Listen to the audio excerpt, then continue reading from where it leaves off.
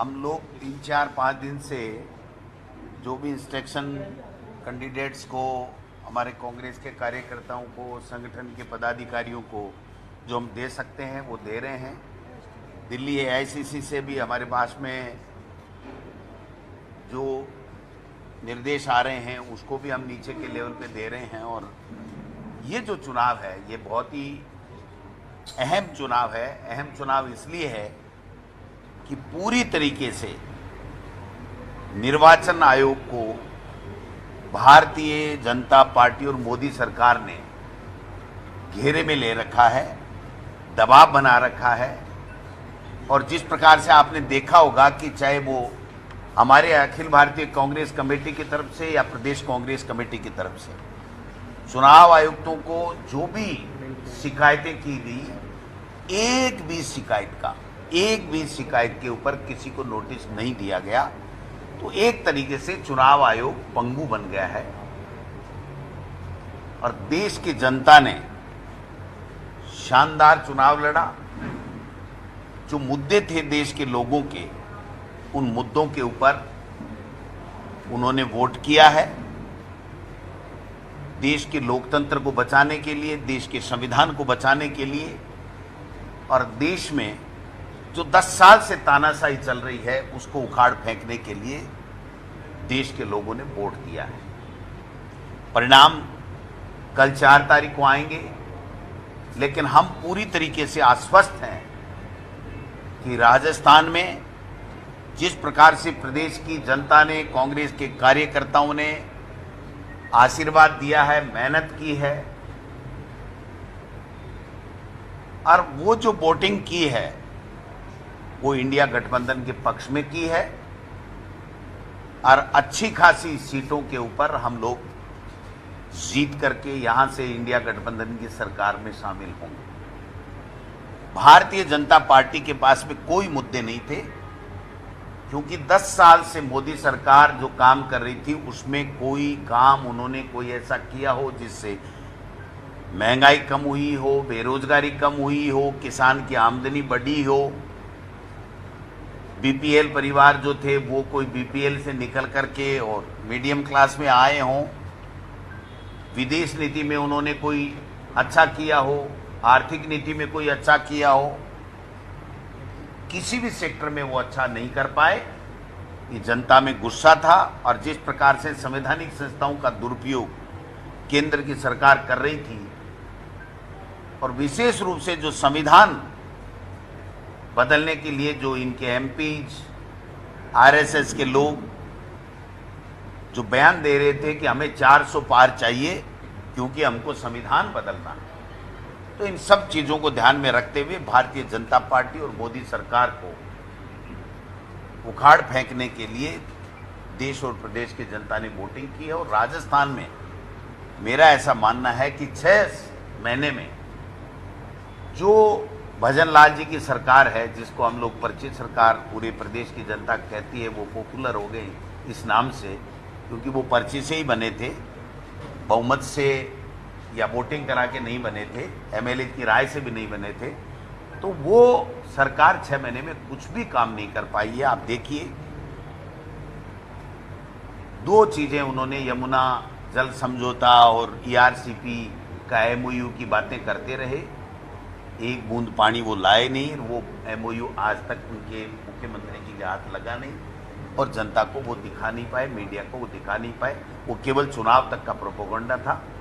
और जिस प्रकार का वातावरण इस प्रदेश में जो कह रहे थे कि कांग्रेस के राज में अपराध बढ़ रहे हैं, आज इतने अपराध बढ़ रहे हैं, हमारी नाबालिग बेटियों के साथ में बलात्कार हुए हैं, महिला अत्याचार के मुकदमे बढ़े हैं, आए दिन माफिया, लूट, डकैती, हत्या वो कर रहा है, भ्रष्टाचार का पूरी तरीके से बोलबाला है। तो ऐसे में लोग ठगे गए। उन्होंने कहा कांग्रेस की इतनी अच्छी योजनाएं थी, मुख्यमंत्री चिरंजीवी योजना 25 लाख का इलाज था, इन्होंने न तो कोई गरीब का इलाज किया, हीट वेव जो थी उसके अंदर इन्होंने कोई इंतजामात की नहीं किए, लोग तेज लू से मरते रहे। और यहाँ एसएमएस में 50-50 डेड बॉडी रोजाना आ रही थी, आधी से ज़्यादा वहाँ पर अज्ञात डेड बॉडी थी जो बेचारे कमाने खाने के लिए, मजदूरी करने के लिए यहाँ आए हुए थे, उनकी पहचान तक नहीं की गई, इनके कान पे जू नहीं रहेगी। आखिरी में मुख्यमंत्री जी ने एक मीटिंग ली और पता नहीं उस मीटिंग का क्या रिजल्ट आया, क्या इन्होंने व्यवस्थाएं की, हमारे सामने तो कोई मीडिया के माध्यम से या उनके प्रेस नोट के माध्यम से कोई बात आई नहीं। केवल मेहंदीपुर बालाजी में जाकर के और उन्होंने कहा कि हीट वेव चल रही है, सब प्रसन्न रहें, देश के प्रधानमंत्री जी तीसरी बार बन रहे हैं। इसका मेरे तो समझ में नहीं आया कि हीट वेव का तीसरी बार बनने से क्या संबंध है। तो मैं समझता हूं कि इसलिए लोगों ने केंद्र की मोदी सरकार की विफलताओं के ऊपर, हमारी कांग्रेस के न्याय पत्र और हमारी जो गारंटी हैं उसके ऊपर विश्वास करके, और यहाँ पर राजस्थान में जो सरकार है वो सरकार नाम मात्र की है, उसने कोई काम नहीं किया। इन सब चीज़ों को ध्यान में रखते हुए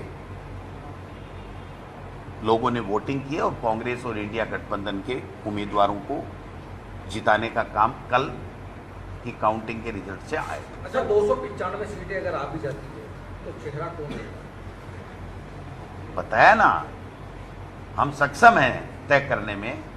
और जब पहले इंडिया गठबंधन बना था उसी वक्त ये बात आ गई थी कि इंडिया गठबंधन का पूर्ण बहुमत आएगा और आने के बाद में बैठ करके इंडिया गठबंधन के तमाम घटक दल प्रधानमंत्री के नाम का चयन कर लेंगे और शपथ लेंगे। अध्यक्ष जी, सर कल आपने हाईकमान को एक घंटे साहब से बात की थी वीडियो कॉन्फ्रेंस से, अपनी तरफ से पार्टी के बारे में बताया कि यहाँ कितनी सीटें आ सकती है। एग्जिट पोल आपने देख लिए, आपका खुद का वरुण सिंह डोटासरा जी का एग्जिट पोल क्या है राजस्थान और नेशनल लेवल? मेरा एग्जिट पोल यही है कि राजस्थान की जनता ने, 36 कौमों ने अच्छे वोट इंडिया गठबंधन के उम्मीदवारों को दिए हैं और भारतीय जनता पार्टी से चाहे एक सीट ही ज़्यादा है, हम लोग ज़्यादा आए।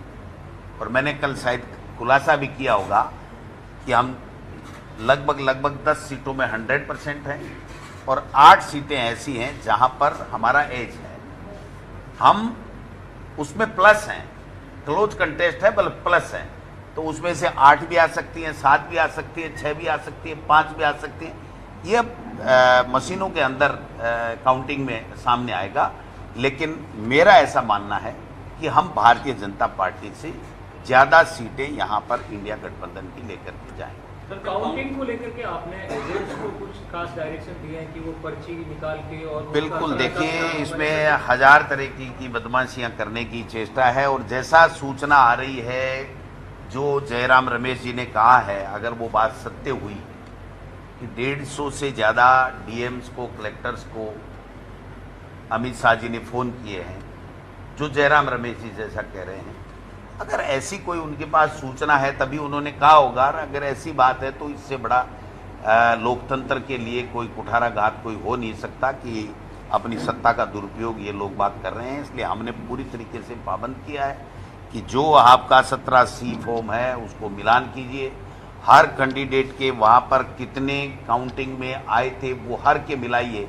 मान लीजिए हम कांग्रेस के एजेंट हैं, कांग्रेस का लिख लिया, लेकिन नोटों में आए या तीसरे कोई कैंडिडेट के आए, वो बीजेपी के जोड़ के बता दिए, टोटल बराबर मिला दिया कि साहब 2000 वोट पड़े, ये 2000 का आंकड़ा लो, लेकिन उसमें बीजेपी के दूसरे नोटों वाले काउंटिंग कर दिए, तो हम क्या करेंगे? तो ये सारी चीज़ें हमारे दिमाग में है और ये सब चीज़ें हमने नीचे तक कन्वे किया है और सब लोग सतर्क हैं पूरे तरीके से। काफ़ी लोगों ने तो, कैंडिडेट्स ने तो मशीन के पैरा भी लगाया, मशीन के पैरा भी लगाया है कि दिन रात उसकी चौकसी भी की है कि कहीं ये मशीनें बदल नहीं। स्ट्रॉन्ग रूम में पैरा कहाँ लगाया?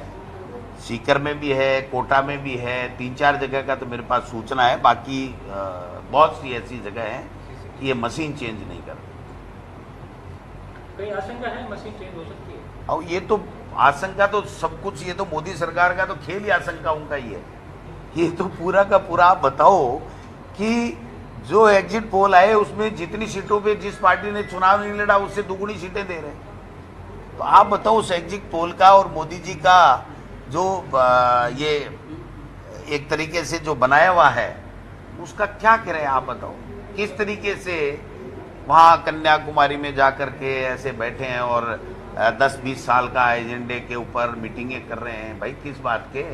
आप तो कल महामहिम राष्ट्रपति को आपको अपना इस्तीफा सौंपना पड़ेगा। आप काहे के लिए 10 साल 20 साल की रोड मैप बना रहे हो, काहे का मीटिंगें ले रहे हो? सर, आपने राजस्थान में इलेक्शन कमीशन से कुछ बात की कि आपको शादी की मशीन अगर बदल ली जा सकती है कुछ स्टेट में, तो निर्वाचन आयोग से आपकी कुछ बात हुई है? निर्वाचन आयोग से हम लोग चुनाव के दौरान भी बात कर रहे थे, बाद में भी बात की है, लेकिन निर्वाचन आयोग तो एक तरीके से निष्ठुर है, कुछ भी जवाब देने को तैयार नहीं है। मैं दिखवाता हूं, इसके अलावा यहाँ के चुनाव आयुक्त के पास में कोई जवाब नहीं है।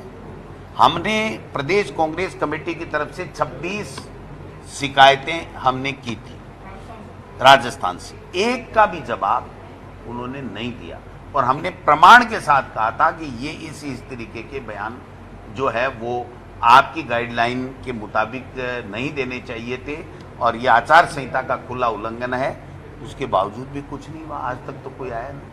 आज देश के मुख्य निर्वाचन आयुक्त की प्रेस कॉन्फ्रेंस हुई है, उन्होंने कहा कि हमें हिडन और गायब जेंटलमैन कहा गया, लेकिन फिर भी हमने वोटिंग परसेंटेज क्यों नौबत आई? 70 साल के इतिहास में ये नौबत क्यों आई कि उनको ये साबित करने के लिए प्रेस कॉन्फ्रेंस करनी पड़ रही है कि नहीं हम गलत नहीं हैं, हम दबे हुए नहीं हैं, हम जो है एजेंडे में, बीजेपी के एजेंडे में शामिल नहीं हैं, हम सही हैं। और ज़्यादा कहता है ना मैं साहूकार, वही सबसे बड़ा चोर निकलता है। थैंक यू, नमस्कार।